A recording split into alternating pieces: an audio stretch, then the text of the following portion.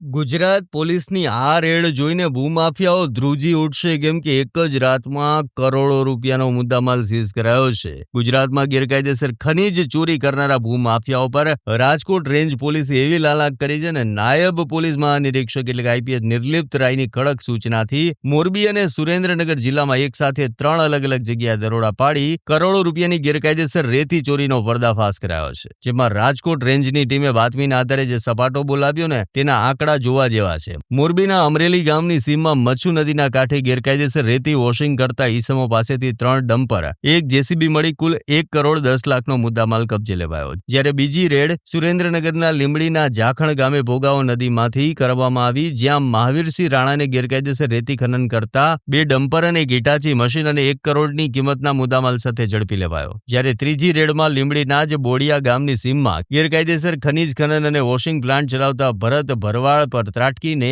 8 loader dumper સાથે 2.5 કરોડનો મુદ્દામાલ સીઝ કરાયો. આમ કુલ મળીને 13 ડમ્પર લોડર અને 2 હિટાચી જેસીબી એમ કુલ 4 કરોડ 60 લાખનો મુદ્દામાલ સીઝ કરીને ખાણ ખનીજ વિભાગને સોંપાયો છે. ત્યારે પોલીસનો આ સપાટો બોલાવતી કામગીરી વિશે તમારું શું કહેવું છે? કમેન્ટ કરીને જણાવો.